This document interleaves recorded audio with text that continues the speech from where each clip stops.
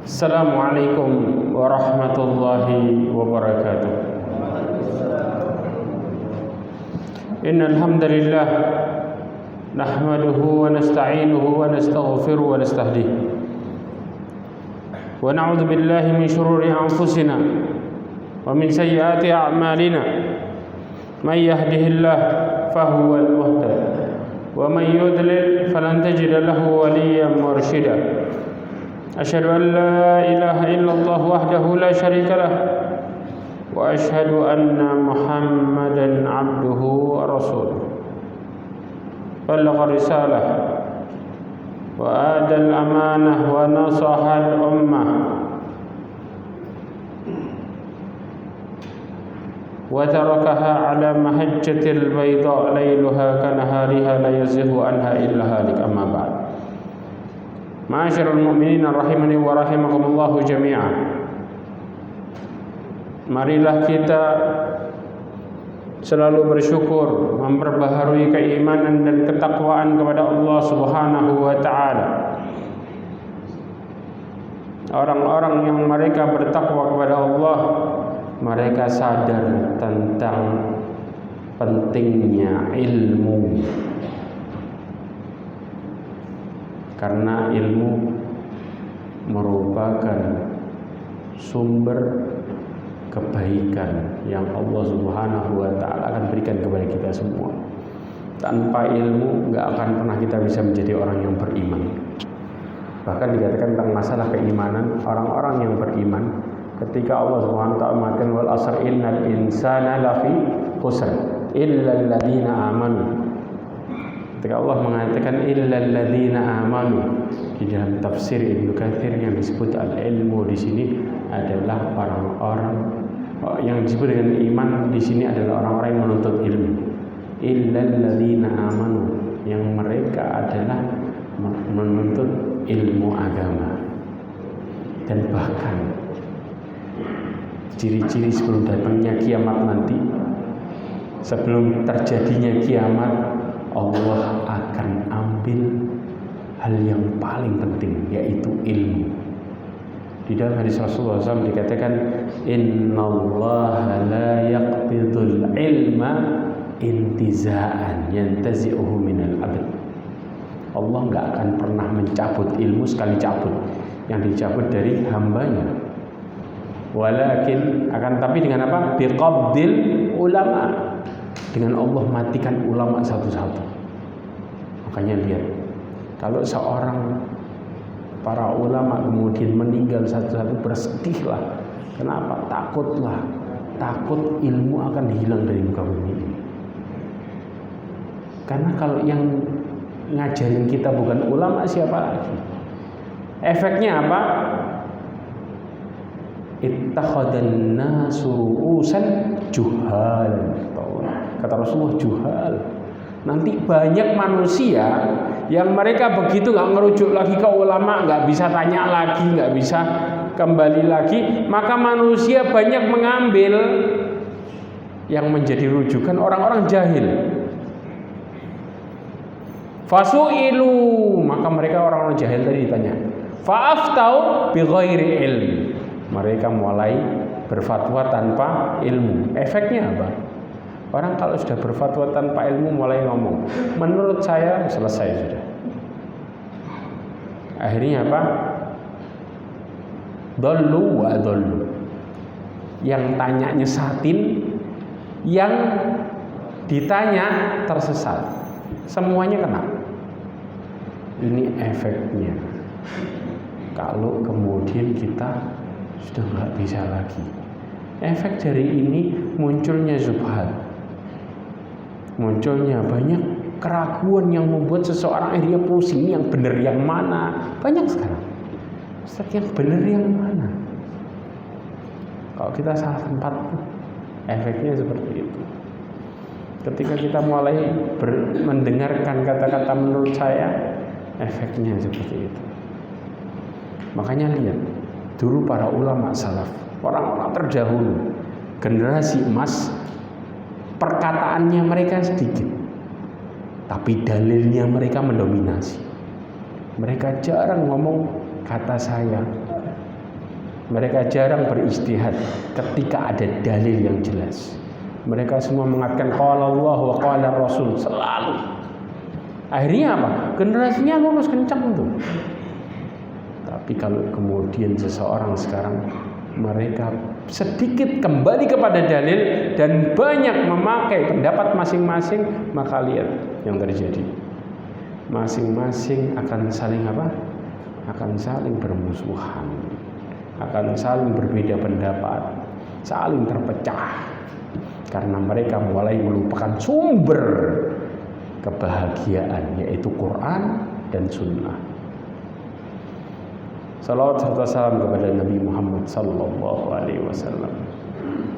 Rasulullah SAW, bahkan Rasulullah kalau ditanya, Rasulullah rujukan kami kalau ditanya, Rasulullah begitu nggak tahu diem dulu, bahkan sampai beberapa minggu diem, begitu dapat jawaban baru ngasih tahu. Itu Rasulullah. Nggak pernah Rasulullah mengatakan menurut saya, tidak. Tapi Rasulullah mengatakan menurut Allah. Makanya lihat, Allah kasih rekomendasi Rasulullah dengan mengatakan wa ma yantiqu 'anil hawa in huwa illa wahyu. Ini generasi yang begitu luar biasa. Allah jamin mereka karena Allah Subhanahu wa taala memberikan pemurnian petunjuk yang sebenarnya. Makanya kata Allah, Rasulullah nggak pernah ngomong pakai hawa nafsu, nggak pernah ngomong pakai tentang dirinya lah, tapi semua merupakan wahyu. Berapa banyak Rasulullah menunggu wahyu ketika ada perselisihan, ya, di dalam surat At-Talaq, ya, ketika ada perselisihan maka Allah jawab tuh di surat At-Talaq. Pertanyaan-pertanyaan Allah jawab di dalam Quran. Inilah dia agama yang sebenarnya, yang menjadikan seseorang setiap melakukannya jauh dari rasa ragu. Bahkan di dalam surat Al-Baqarah pertama kali Allah mengatakan dalikal kitabu la raiba fi. Karena Allah menjamin orang yang kembali kepada petunjuk asal, mereka akan jauh dari rasa ragu dalam hatinya. Bahkan sampai tanya-tanya benar atau salah, semua itu terbantahkan karena mereka kembali kepada petunjuk asal. Tapi ketika seseorang mulai berpendapat masing-masing dengan pikirannya, maka mulai munculnya perselisihan yang begitu banyak sehingga memunculkan rasa ragu yang dahsyat. Maka banyak orang yang mengatakan, terus kalau semuanya beda-beda, yang benar yang mana? Nah, ini dia hasil dari ketika pakai akalnya masing-masing. Sedangkan manusia, subhanallah, suami istri yang hidup bareng, itu akalnya beda-beda. Suami istri yang serumah bareng, sekamar, kalau ditanya pendapatnya masing-masing sendiri. Yang suaminya kepingin ini, si istrinya juga kepingin ini. Nah, ada dua orang kemudian punya pemikiran sama semua, ada, silakan cari. Allah membuktikan di sini bahwa sesungguhnya kalau kita mau benar dengan jawaban yang jelas dalam setiap permasalahan, kembalilah kepada Allah dan Rasulnya. Itulah petunjuk yang sebenarnya. Ma'asyiral mu'minin rahimani wa rahimakumullah jami'an. Nah, ini ya, kenapa saya bahas ini? Karena Ibnu Qayyim al-Jauziyah menjelaskan. Pembahasan kita sekarang ini tentang masalah banyak orang yang salah memahami tentang Quran dan Sunnah. Kenapa? Ini hati-hati, otodidak. Hati-hati dengan sistem otodidak. Otodidak itu apa? Belajar sendiri, ya, kemudian disimpulin sendiri tanpa kita kembali. Subhanallah, Quran ini kita bicara Quran. Ketika kita bicara masalah Quran, ketika Allah bicara masalah dalil secara umum, ada penjelasannya dalam hadis. Kemudian ada penjelasannya tentang bagaimana para sahabat melakukan tersebut, bagaimana Rasulullah memahamkan mereka. Maka itu real, yang nyata, yang kemudian kita bisa lakukan. Ya, ketika kita merujuk kepada dalil umum, maka kita juga mencari penjelasan tentang keumuman tersebut.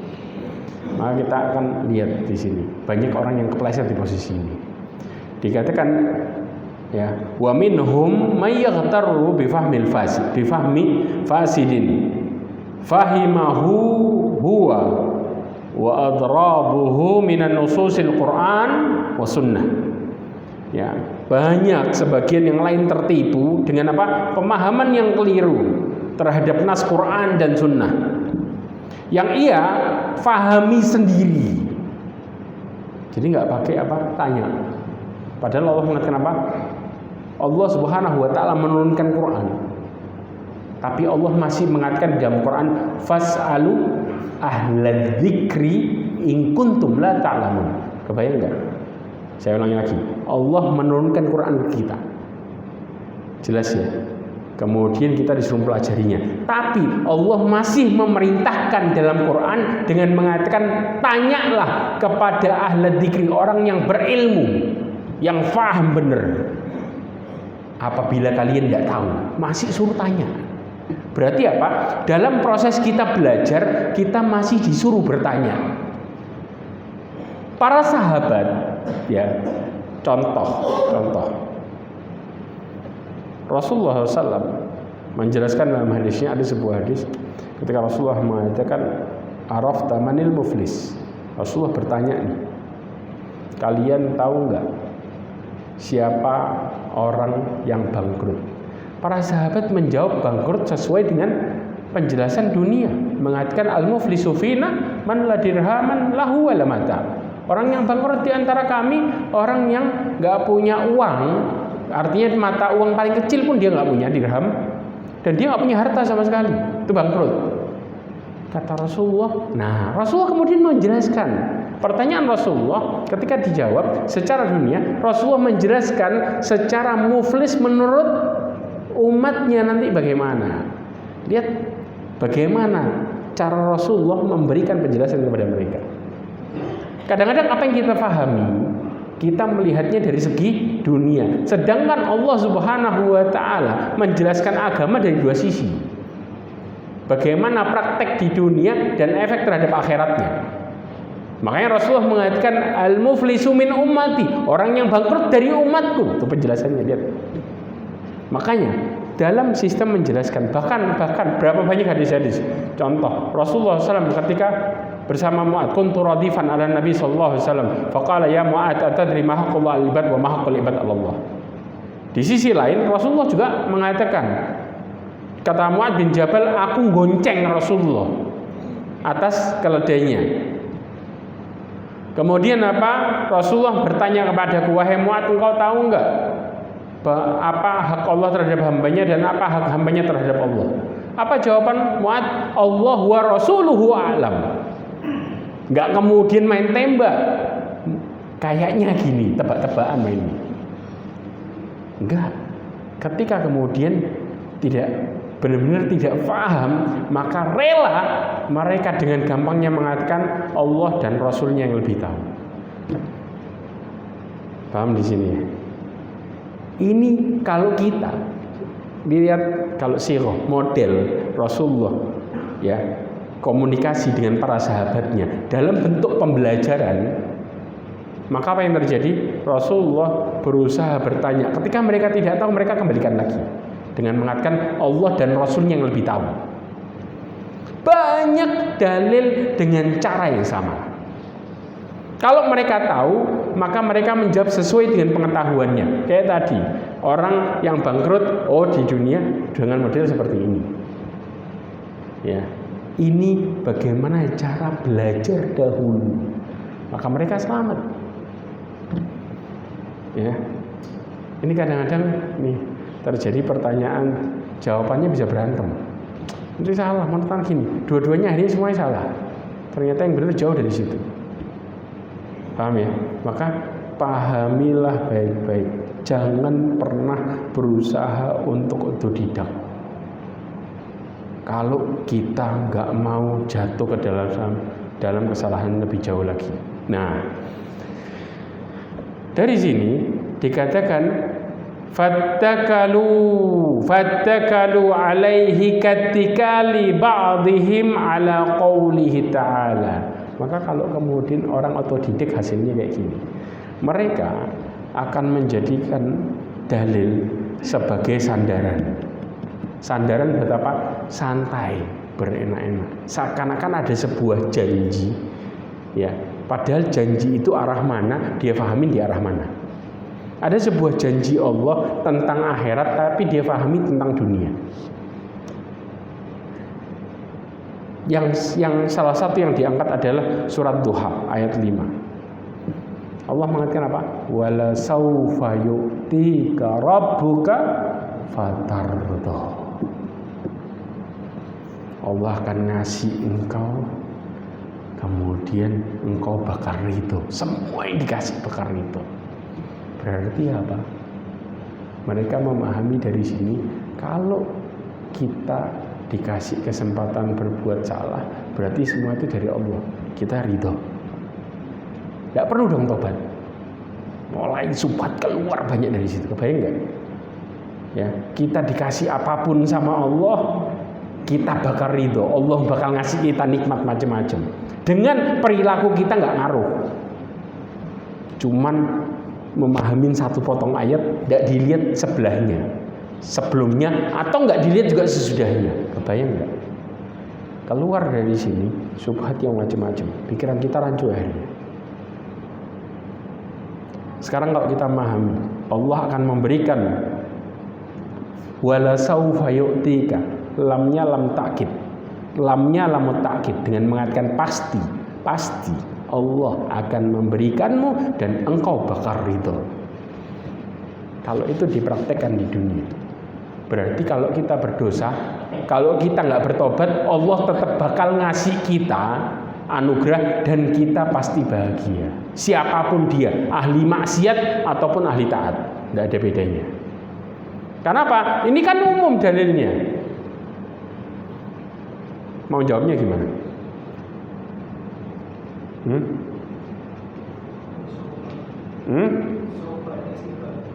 Tuh, saufa kan dalam kehidupan kita di dunia kan ada masa depan. Mereka berdalil dengan itu. Dunia ini kan berjalan terus kan. Besok juga saufa. Pemahaman dalam bahasa Arab, besok saufa, besoknya lagi saufa. Ini dia. Ini nih kacaunya pikiran kita kalau kemudian memasukkan model kayak gini. Banyak orang kemudian potong dalil satu ayat, kemudian dikatakan begitu saja. Kalau kita nggak paham, kita akan mengatakan, oh bener ya, dia kan pakai dalil. Bahayanya lihat.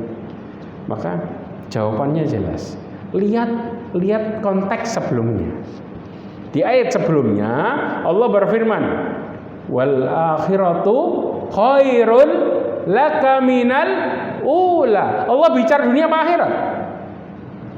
Akhirat. Dan akhirat jauh lebih baik bagimu daripada ula. Ula di sini yang pertama yaitu dunia. Setelah Allah bicara akhirat, nanti di akhirat orang-orang yang taat, baru Allah katakan di surga, wala saufa yu'tika rabbuka fatarda. Baru nyambung. Makanya subhanallah, ini subhat yang mereka lemparin satu-satu. Orang pakai dalil, subhanallah. Makanya pakai dalil, tapi untuk cari pembenaran bisa. Comot sini, masukin. Kepala kita langsung pusing. Ya.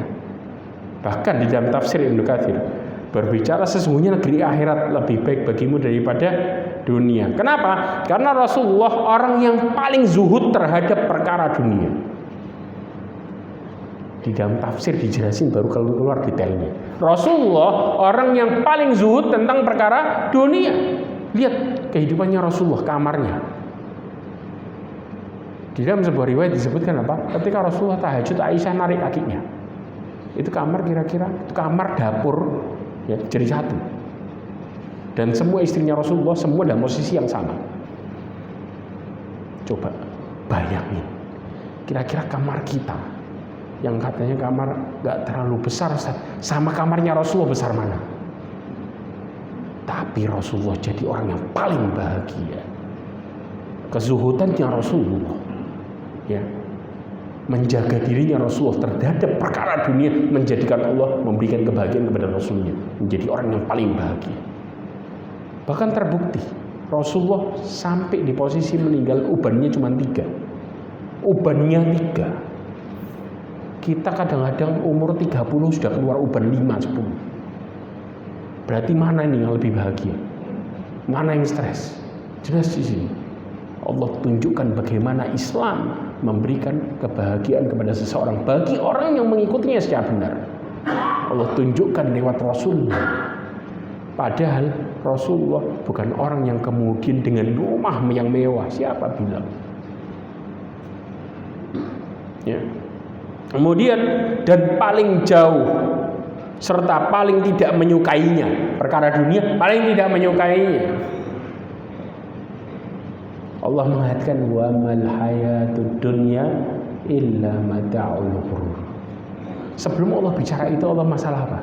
Sebelum Allah bicara wa mal hayatud dunya illa mata'ul ghurur, sebelumnya Allah bicara apa? Allah bicara kullu nafsin dha'iqatul maut, bicara kematian juga. Kemudian Allah bicara akhirat secara detail. Wa innamat tuwaffawna ujurakum yaumal qiyamah.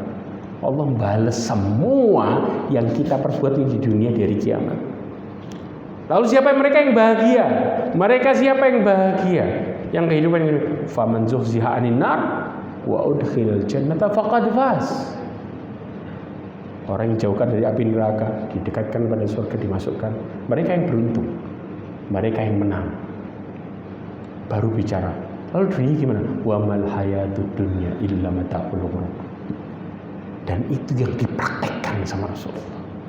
Maka Rasulullah nggak bingung dengan kekayaan dan lain sebagainya. Bahkan Rasulullah SAW rela berbagi dengan begitu mudahnya. Bahkan Rasulullah menjelaskan Rasulullah tidak meninggalkan harta. Nggak meninggalin harta, ini dikasih harta lah. Akan tapi Rasulullah meninggalkan ilmu. Itu yang diwariskan. Makanya ulama warathatul anbiya, tapi bukan harta, ilmu. Karena Rasulullah tidak bicara masalah dunia sehingga bermegah-megahan. Bukti. Ya. Kemudian ketika Nabi SAW disuruh memilih di usia senjanya antara hidup kekal di dunia atau akhir usai dunia, maka Rasulullah lebih memilih untuk kembali di sisi Allah Subhanahu wa taala. Coba perhatikan baik-baik.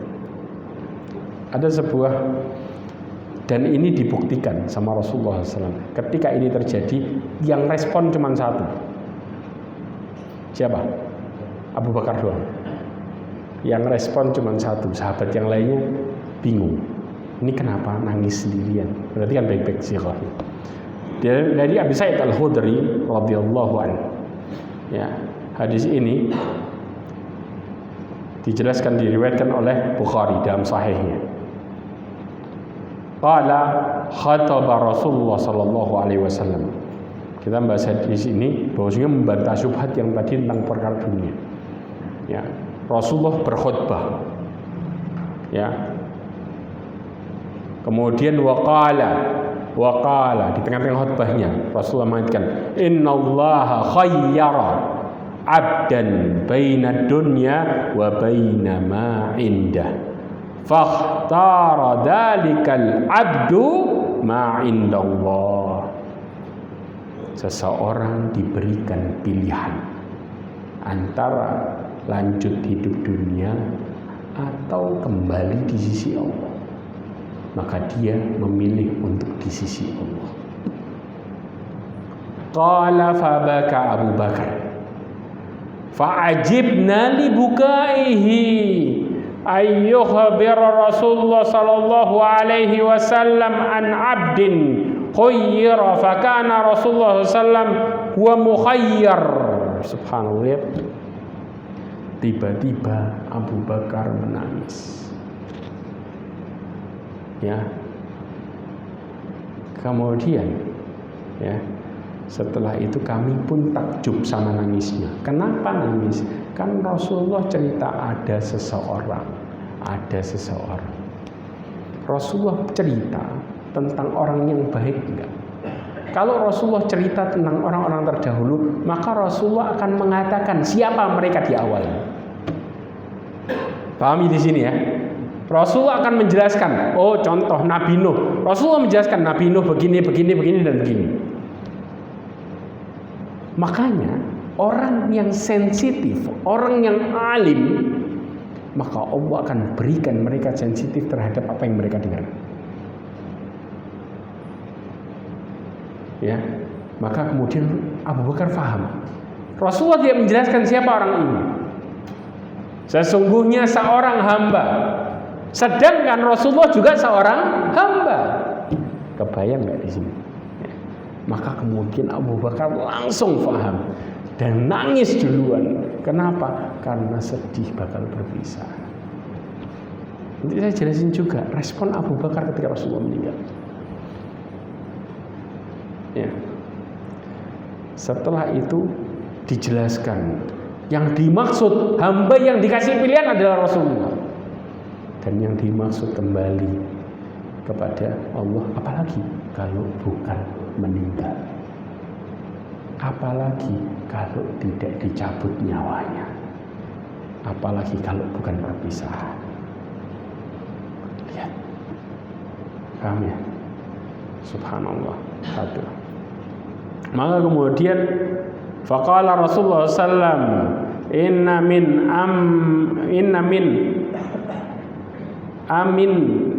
aminan nas alayya fi suhbatihi wa malihi Abu Bakar walau kuntu muttakhidan khalilan ghayra rabbi lattakhadtu Abu Bakrin walakin ukhuwatul Islam. Maka Rasulullah mengatakan, sesungguhnya orang yang paling aman, ya, orang yang paling dipercaya, yang bisa dapat dipercaya terhadapku dalam persahabatan dan harta adalah Abu Bakar. Coba, Abu Bakar dalam masuk Islam luar biasa.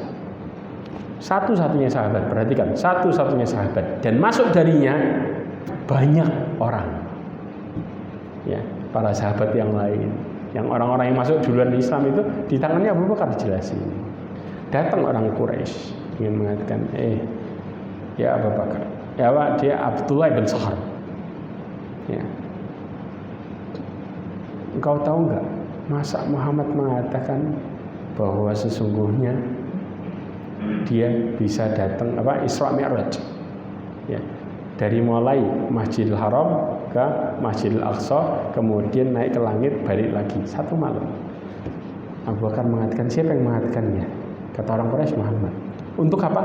Buat keimanannya hancur.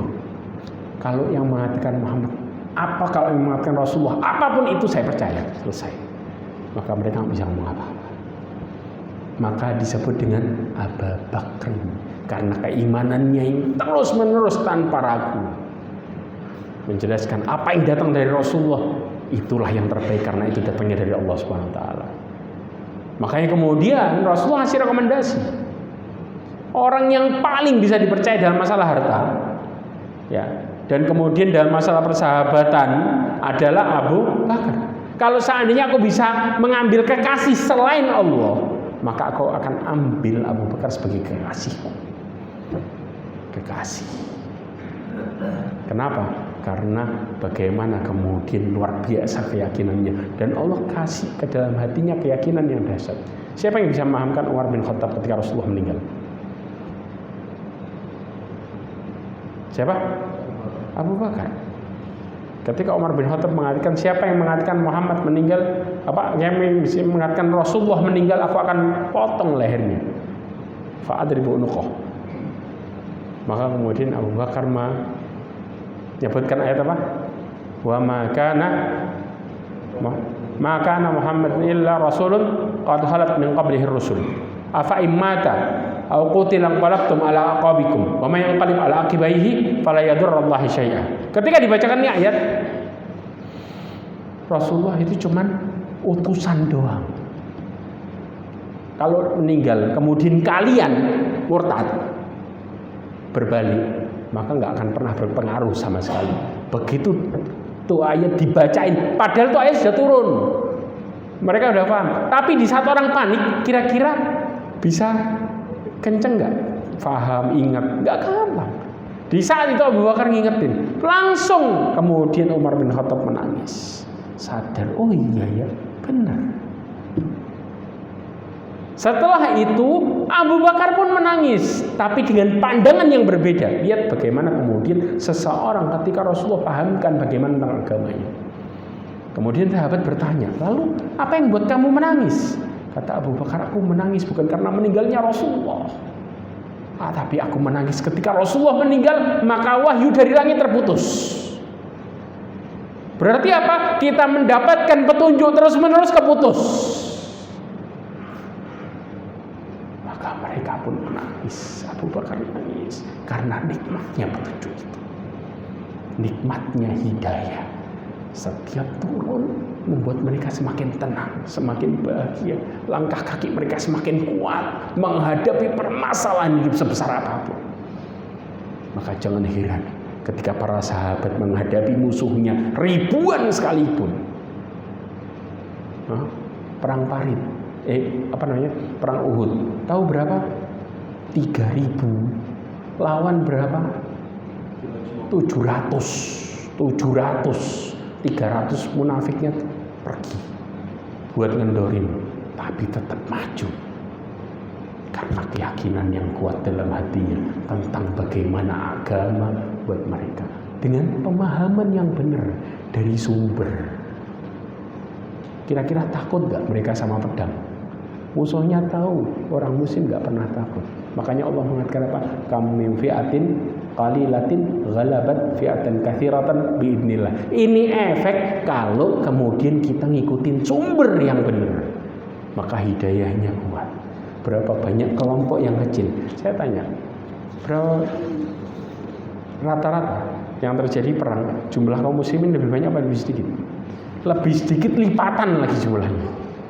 Kadang-kadang 1 lawan 10, 1 lawan sekian. Tapi subhanallah Allah kasih kemenangan.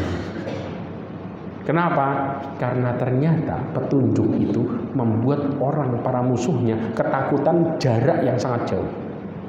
Kata Rasulullah apa? Wa nusirtu birra'ab masyirata syahr. Aku dimenangkan sama Allah, kata Rasulullah. Ada 5 hal yang Allah berikan kepada Rasulullah dan tidak berikan kepada nabi-nabi sebelumnya. Aku dimenangkan oleh Allah dengan rasa takut musuhku, ya, jarak sebulan. Jadi musuhnya nih sudah mau dekat sama Rasulullah sebulan, itu perjalanan ke sini sudah bingung, hatinya kocak semua. Belum ketemu, jarak sebulan mereka sudah bingung. Padahal sebulan dekat ya, sebulan perjalanan dekat. Paham di sini? Inilah dia petunjuk. Kalau kita sekarang dibalik, musuhnya masih jauh, nggak ngapa-ngapain, kita udah ketakutan. Kalau nanti saya diginiin gimana? Kalau gini gimana? Kalau gitu gimana? Gara-gara kita meninggalkan petunjuk. Jelas? Ini efeknya. Lanjut lagi. Yang kedua, ada sebuah syubhat yang luar biasa. Syubhat ini mengatasnamakan Rasulullah dengan mengatakan apa? Wa qala wa huwa la yarda ay yakuna fin nari ahadun min ummatihi. Ada yang mengatakan Rasulullah enggak bakal ridho, tidak bakal membiarkan satupun orang dari umatnya masuk neraka.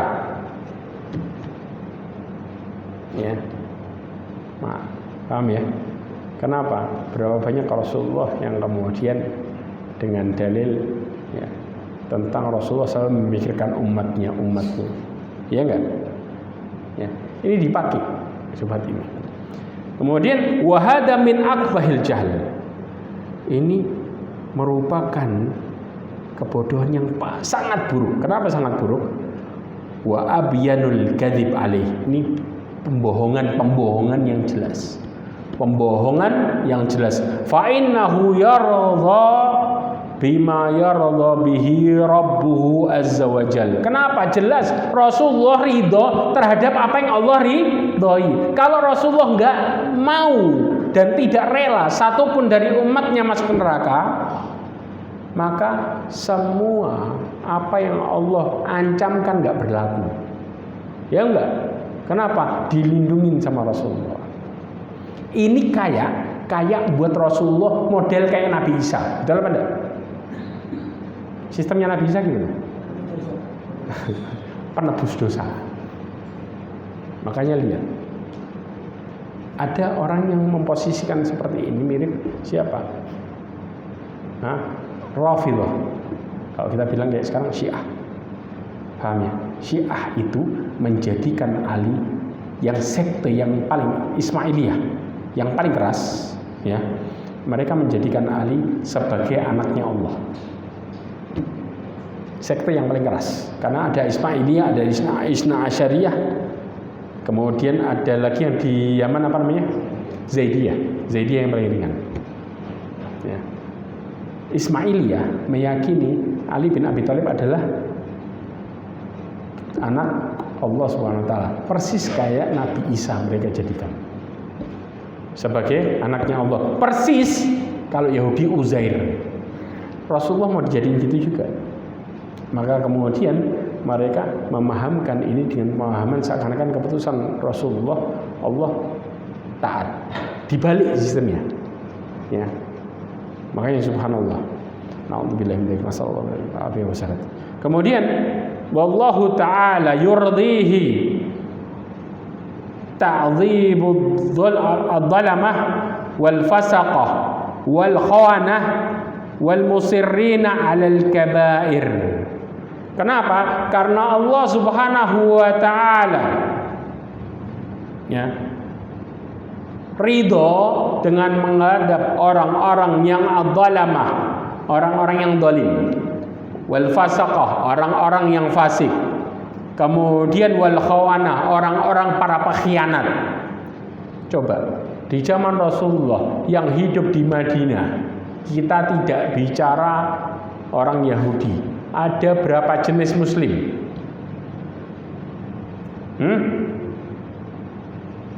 Ada berapa jenis Muslim?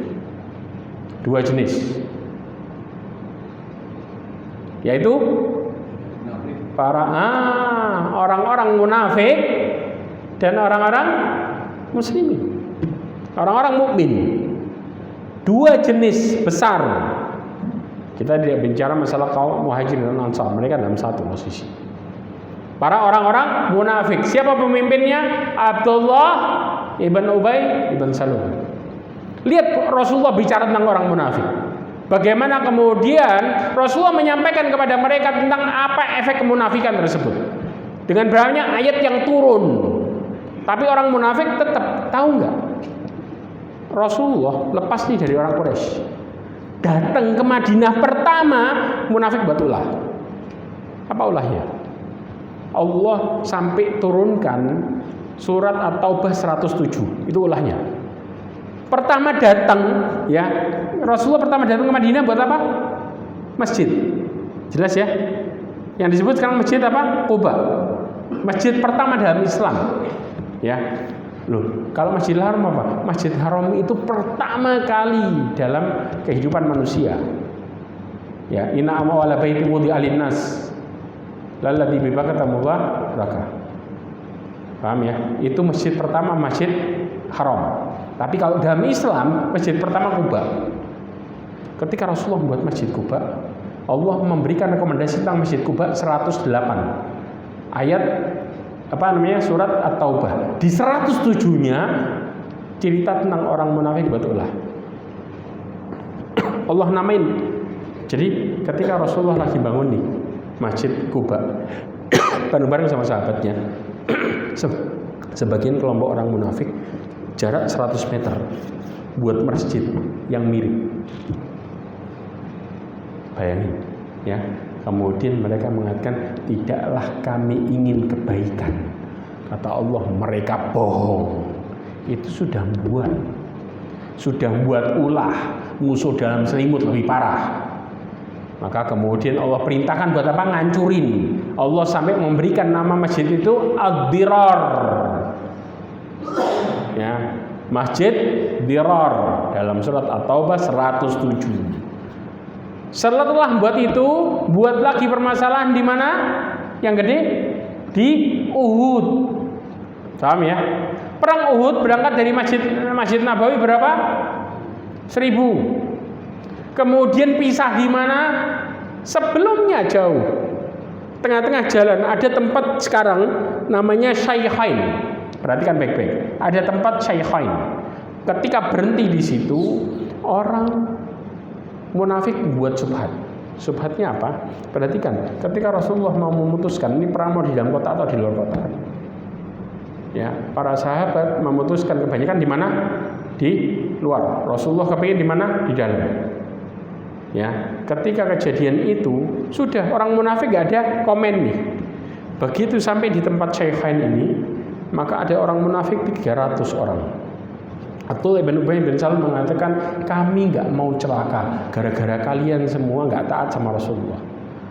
Ini kan musyawarah ceritanya. Musyawarah. Maka ketika Rasulullah memberikan musyawarah, maka muncul pendapat-pendapat tuh.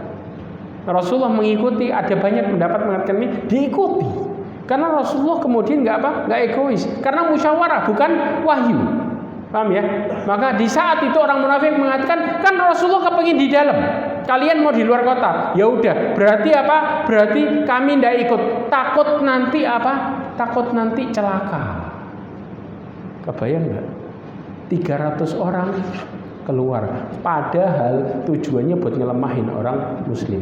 Karena orang munafik ini kerjasama sama siapa? Kafir Quraisy. Lihat, makanya nggak salah kalau Allah mengatakan innal munafiqina fid darkil asfali minan nar, karena mengerikan permusuhannya. Ya, pertanyaannya, Rasulullah mewanti-wanti nggak tentang orang munafik? Mewanti-wanti. Kalau kemudian Rasulullah nggak ridho satupun umatnya, maka nggak akan pernah mewanti-wanti tentang perkara itu. Tidak ada tentang hadis satupun yang menjelaskan tentang masalah apa? Tentang permasalahan bagaimana dosa itu secara detail. Nggak ada tentang permasalahan ancaman neraka, nggak ada. Banyak hadis tentang neraka ancaman lebih dahsyat lagi. Jelas? Ya. Makanya kemudian lihat, Rasulullah menjelaskan secara detail. Nah, mereka ngambil subhat apa? Dipotong dalil, bisa dipotong dari sini. Ya, kata Rasulullah apa? Dalam hadis yang diriwayatkan oleh Bukhari, ya, dalam sahihnya, kemudian Imam Ahmad dalam musnadnya, kemudian Hakim dalam Mustadrak dikatakan, kullu ummati yadkhulunal jannah. Berhenti sampai di sini buyar itu. Setiap umatku masuk surga. Kalau ini dalil dipotong, maka keluar itu pernyataan. Padahal Rasulullah mengatakan apa? Setiap umatku masuk surga, illa ada pengecualinya, kecuali man aba, yang nggak mau. Ya, jangan dalilnya dipotong. Setiap umatku masuk surga, oh berarti semuanya nggak ada adab, nggak ada neraka. Siapa bilang? Kecuali yang nggak mau. Kemudian para sahabat bertanya, ya Rasulullah, mayaba, siapa yang nggak mau? Surga tuh enak, kok ada yang nggak mau? Rasulullah mengatakan, man ata'ani dakhalal jannah. Orang yang taat kepadaku, ngikutin aturan, masuk surga. Wa man asani, orang yang menyelisihiku, mereka yang tidak mau masuk surga. Jelas di sini. Subhanallah, dari sini udah jelas. Maka hati-hati. Jangan pernah mendengarkan sesuatu yang sepotong. Yang kedua, Rasulullah juga mengatakan, faman raghiba an sunnati falaysa minni. Dalil yang kedua, Rasulullah mengatakan orang yang tidak mau di jalanku, benci sama sunnahku, aturanku, bukan dari golonganku. Ya, orang yang benci sama aturanku, mereka cuma nyomotnya, kan ada yang nyomot separuh-separuh tuh. Kalau enak dicomot, kalau menurut dia berat dilempar. Ya, mereka bukan dari golonganku. Bahkan Rasulullah juga mengatakan apa? Man ghasyana falaisa minna. Orang yang curang bukan dari golonganku. Ya, hadis ini diriwayatkan oleh Bukhari dan Muslim. Yang berikutnya, Rasulullah juga mengatakan, inni qad taraktu fikum syai'ain. Nah, ini lebih jelas lagi. Rasulullah SAW mengatakan sesungguhnya aku telah meninggalkan kepada bagi kalian, ya. Sebelum Rasulullah meninggal, Rasulullah mengatakan perkara ini, yaitu apa? 2 perkara. Ya, lan tadillu ba'dahu wa lan tadillu ba'dahuma. Kitab Allah wa sunnati. Kata Rasulullah, kalian gak akan tersesat setelahnya. Setelah apa? Ngikutin yang aku tinggalin tadi. Gak akan tersesat. Berarti orang yang meninggalkan tadi tersesat. Paham ya? Ini yang disebut dengan fahmul mukhalafah. Pemahaman dibaliknya, kalau Rasulullah mengatakan bahwa sesungguhnya aku meninggalkan kalian 2 perkara. Kalau kalian ikuti tidak akan tersesat. Berarti orang yang jauh dari 2 perkara, mereka yang tersesat. Ya, apa itu? Kitab Allah, Al-Quran, wa sunnati, as-sunnah, hadis-hadis Rasulullah SAW, perkataan, perbuatan, yang keputusan semuanya. Ya, berarti apa? Ada orang yang Rasulullah benci, betul? Ya, ada orang yang Rasulullah katakan mereka yang bukan dari golongan Rasulullah. Nah, berarti Rasulullah juga membenci, tidak menganggap orang dari umatnya ketika mereka keluar dari aturannya. Ya. Kemudian bahkan Rasulullah bicara tentang zaman kita sekarang. Zaman kita sekarang. Kata Rasulullah SAW, fa'innahu. Ketika Rasulullah bicara ini, Rasulullah SAW ketika berkhutbah sama para sahabatnya, kata sahabatnya, ini seakan-akan nasihat perpisahan, nasihat terakhir, kata para sahabat. Maka para sahabat mengatakan, ya Rasulullah, kasih kami wasiat, kasih kami wasiat, kata para sahabat. Maka kemudian Rasulullah memberikan wasiat. Lihat wasiatnya, wasiat tentang akhir zaman. Fa innahu may ya'ish minkum ba'di.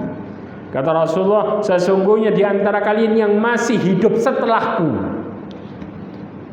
fasayara ikhtilafan katsiran, kalian akan melihat perselisihan yang banyak. Sekarang terjadi nggak?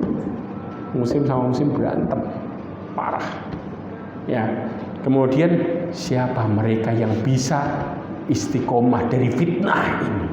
Fa'alaikum bisunnati wa sunnatul khulafa'ir rasyidin al-mahdiyyin min ba'di addu 'alaiha bin nawajid. Sampai di posisi itu kata Rasulullah, hendaknya kalian di jalanku dan jalan para sahabatku yang Allah berikan mereka petunjuk setelahku, yaitu apa? Addu 'alaiha bin nawajid, gigit dengan gigi geraham. Kenapa Rasulullah katakan gigit dengan gigi geraham? Hah? Karena ada penjelasan di hadis yang lain. Perhatikan baik-baik. Penjelasan di hadis yang lain, Rasulullah mengatakan apa? Nanti di akhir zaman, seseorang yang mempraktekkan agamanya kalqabidi al-jamar, kayak orang pegang bara api. Orang pegang bara api, panas kan? Ada kemungkinan dilepas nggak? Kalau tidak kuat dilepas. Sedangkan Rasulullah perintahkan gigit dengan gigi geraham. Artinya apapun penderitaannya pegang terus. Jangan dilepas. Karena kalau dilepas efeknya lebih parah. Paham ya? Makanya subhanallah, dalil itu saling kaitan. Makanya Rasulullah mengatakan gigit dengan gigi geraham. Kemudian kata Rasulullah SAW, wa iyyakum wa muhdatsatil umur fa inna kulla muhdatsatin bid'ah wa kulla bid'atin dhalalah. Makanya kemudian Rasulullah mengatakan, saking nanti perpecahan luar biasa, nanti banyak ajaran yang gak karuan mengatasnamakan Islam. Jelas di sini. Sekarang terjadi enggak? Bahkan nabi palsu zaman Rasulullah ada. Ya kan? Tapi sekarang nabi palsu, subhanallah, keluarnya gampang banget, satu. Dan ada pengikutnya lagi. Subhanallah. Lihat bagaimana fitnahnya begitu bergejolak. Apalagi yang lain. Ya, ini yang terjadi. Kejahilan, ya, ketidakpemahaman seseorang tentang agamanya sendiri menjadikan mereka terseret dalam arus fitnah seperti putaran angin yang begitu keras. Kalau kita nggak pegangan sama tali, kita bakal masuk ke dalam. Ya, paham di sini ya? Ma'asyiral mu'minin rahimani wa rahimakumullah. Kemudian yang terakhir, nanti kemudian kita akan bicara pertemuan berikutnya tentang subhat. Ada subhat ya, surat Az-Zumar 53. Mereka potong ayat ini dengan mengatakan innallaha yaghfirud dzunuba jami'an. Allah mengampuni semua dosa. Jadi orang yang meninggal siapapun dia dosanya habis. Loh, ayat ini artinya apa? Allah mengampuni semua dosa. Betul nggak? Betul nggak ini ayat artinya? Iya. Ini ayat kalau diartikan Allah mengampuni semua dosa. Berarti orang yang nanti meninggal mereka nggak punya dosa semuanya. Nggak ada adab. Ya, gimana membantahnya? Insya Allah pertemuan berikutnya kita akan bahas tuh tentang masalah bantahan tentang masalah ini. Ini lebih rancu, lebih ngeri lagi. Ya. Terakhir Allah Subhanahu wa taala berfirman, lihat baik-baik. Wa anna hadza sirati mustaqiman fattabi'uh. Allah sudah ngomong tentang masalah perpecahan bahkan perselisihan ini. Allah mengatakan sesungguhnya ini adalah jalan yang lurus. Ikutilah. Silakan nanti dibuka di surat Al-An'am ayat 153. Bagaimana tafsirannya Rasulullah SAW bahkan menjelaskan khatta alaina rasul khututan.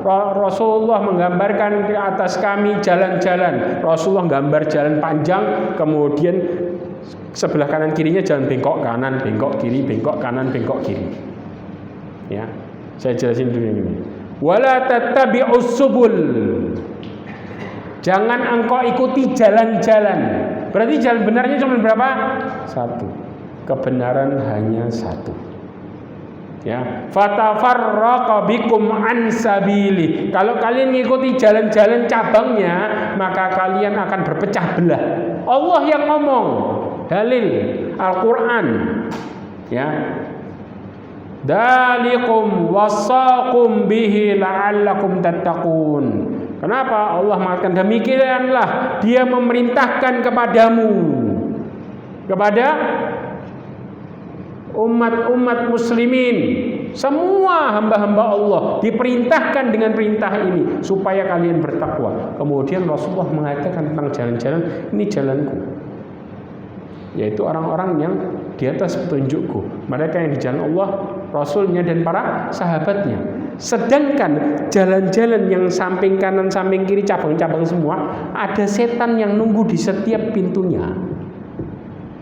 Ada setan yang nungguin, ayo masuk ke sini. Makanya Allah mengatakan setan itu dari jenis apa? Jin dan manusia. Yuhi ba'dahum ba'd zuhrufal qawli ghurura. Setan itu jangan salah, setan juga ngasih petunjuk. Petunjuknya sesat. Sebagian satu dengan yang lainnya saling ngasih petunjuk. Di pikiran kita kadang-kadang subhanallah. Jangan jauh-jauh. Kita lagi sholat Allahu Akbar. Barang hilang itu bisa ingat. Siapa yang ngasih petunjuknya? Setan. Ngasih nggak petunjuk? Oh iya, barangmu di sini. Oh iya, ya Allah, kok subhanallah. Anak habis sholat langsung paham tuh, barang anak ternyata di sini. Makanya antum kalau kemudian sholat Allah kasih tuh petunjuk. Ini siapa yang ngomong? Setan yang ngomong. Supaya apa? Sholat kita nggak khusyuk. Makanya subhanallah, berapa banyak seseorang ketika sholat dapat wahyu macam-macam tuh. Tapi wahyunya dari mana? Paham di sini ya? Inilah kesesatan yang terjadi. Allah ngomong dalam Al-Quran. Mereka satu dengan yang lainnya saling ngasih inspirasi. Subhanallah, ide masalah suhulan bisa keluar di pas sholat. Kenyataan. Begitu akhirnya apa? Pas waktu sholat dari pertama sampai terakhir diinget-inget tuh idenya. Cepat-cepat selesai langsung dipraktekin. Sawak bener. Akhirnya sholat lagi, mikir lagi. Supaya apa? Setan berusaha untuk kita nggak khusyuk. Terus dikasih ide. Makanya Allah ngomong kayak gitu. Mereka satu dengan yang lainnya saling memberikan apa? Inspirasi yang fata morgana. Itu yang menjadi jelek. Ya, maka dari sekarang kalau muncul pikiran kayak gitu, a'udzubillahi minasyaitonirrajim, kata Rasulullah, kemudian meludah 3 kali ke kiri. Itu Rasulullah SAW jelaskan ke sahabatnya yang diberikan waswas. Nama setan yang ngasih waswas di sholat kita namanya apa? Khanzab. Rasulullah mengatakan fa'innahu khanzab. Sesungguhnya itu adalah khanzab. Ngasih ide itu. Makanya jangan bangga kalau ingat di pas sholat kemudian sholat kita hancur. Wallahu a'lam bishawab. Mudah-mudahan semua ini menjadikan kita semakin bertakwa kepada Allah Subhanahu wa taala, menjadikan kita semakin menjadi hamba-hamba Allah Subhanahu wa taala yang memberikan petunjuk, dan mudah-mudahan Allah Subhanahu wa taala selamatkan kita dari fitnah-fitnah yang ada. Allah berikan kita istiqamah. Mudah-mudahan kita selamat dari cobaan-cobaan umat ini yang begitu luar biasa besar, dan mudah-mudahan Allah Subhanahu wa taala menjadikan kita semua umat Rasulullah yang terbaik. Ini yang bisa saya sampaikan, kurang lebihnya mohon maaf. Subhanakallahumma bihamdika asyhadu an la ilaha illa anta astaghfiruka wa atubu ilaik. Wassalamualaikum warahmatullahi wabarakatuh.